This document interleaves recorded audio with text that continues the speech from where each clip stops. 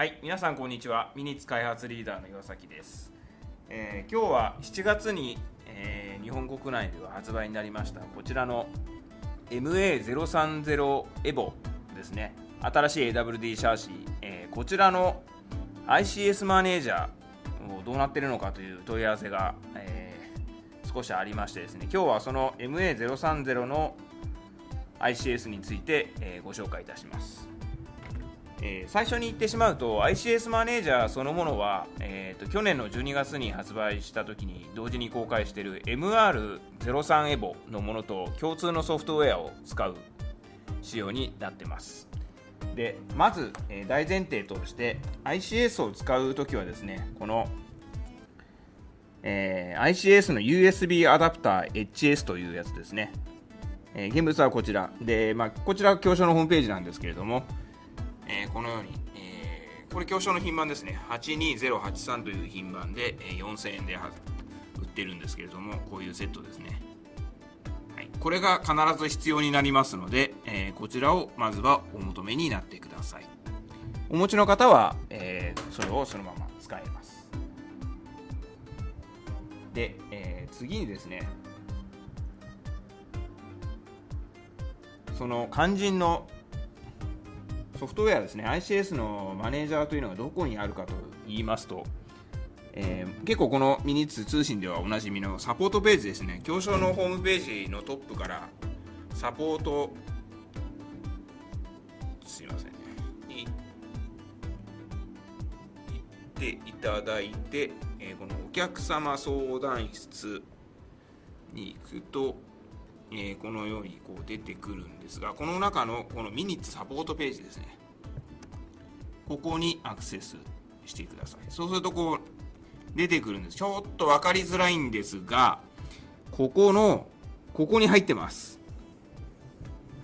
ちょっと AWD じゃなくてですね、ミニッツレーサーというところにくくっちゃってるんですけど、今ほとんどの、ソフト関連がこのように今ここに入ってます。でこの ICS オンラインマニュアルっていうのがあるんですけど、これも昔のからずっとあるんですけれども、ずっといくと、はい、ここですね。つい最近ちょっと更新したんで今表記が両方入ってますけれども、MR03 EVO と MA030030 EVO ですね、共通仕様で一応アイコンも2つにはなってるんですけども、ソフトウェア自体は両方とも同じものがここには入ってます。名称も03と030で変わってますけれども、どちらをダウンロードしていただいても同じものがダウンロードされます。はい、こちらからですねダウンロードしていただくと、このような感じで exe ファイルがデスクトップに来ますんで、使用可能になります。で先ほどちょっと言い忘れたんですけども、こちらの ICS の USB アダプター HS は、こちらに書いてある通りですね、KO プロボさんの方で作ってますんで、これを使うにあたってドライバーが必要になります。でそのドライバーは、近藤科学さんの KO プロボさんのホームページにですね、最新のドライバーがありますので、そちらをダウンロードしてください。でドライバーの入れ方とかはですね、取説がありますんで、そちらに従って、入れていただければ大丈夫かなと思います。そんな難しくないです。これ挿していただいて、認識したときにドライバーのインストールを行いますかというふうに出ますんで、あらかじめその KO さんの KO ドライバー2015というものをダウンロードしてあれば、そこのフォルダをクリックして先に進めば勝手にドライバーは入れてくれます。はい、次にですね、これを使うにあたって、まずちょっとソフトウェアを開けてみましょう。まず最初にこの通信ポートというところを選ぶんですけれども、今これ何も刺さってないので何にもないんですけれども、先ほどのこの、ICS アダプターですね、これを挿すと、認識はするんですが、まずその通信に使っているコムポートを調べる必要があります。Windows のこのデバイスマネージャーというところからですね、このポートっていうところをですね見ていただくと、このように今 ICS USB アダプター HS、COM26 というふうに出てます。で、この PC で今ここのポートに挿したときは、今この26っていうポートが、この、USB のデバイスを認識しているということになります。なので、一応この26という数字を覚えていただいた上で、先ほどのソフトを立ち上げると、今このように26が自動選択されてますね。はい、だいたい最近の Windows ですと自動選択されることが多いですけども、今何も他に刺さってないので、オフか26しか選べないので、26を選びます。はい、これで一応使用可能になったので、こちらシャーシーのこちらですね、こっちだよな、こっちです。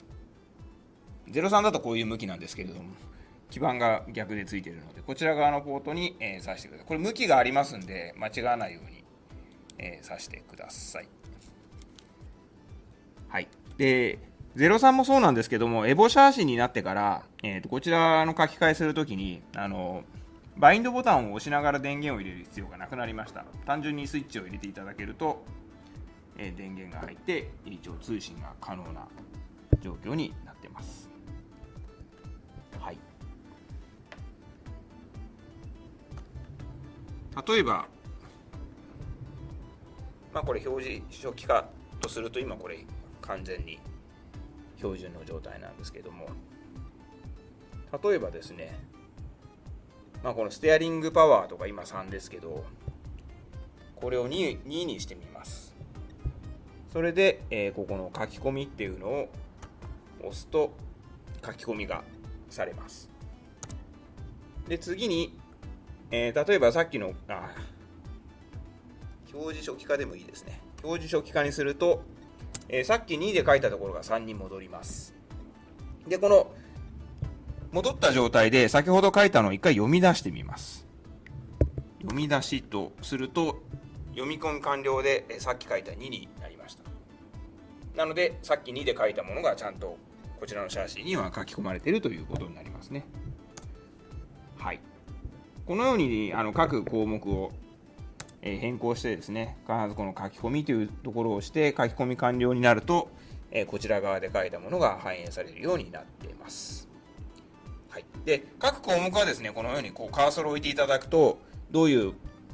ところがセッティングできるかっていうのがここの吹き出しのところに出ますので、参考にしてください。で、今回ちょっとトピックがありまして、少し前にこのソフトウェアアップデートしたんですけども、去年の12月にはなかったこのニュートラルオフセットという機能があります。こちらはですね、ステアリングサーボのニュートラルの位置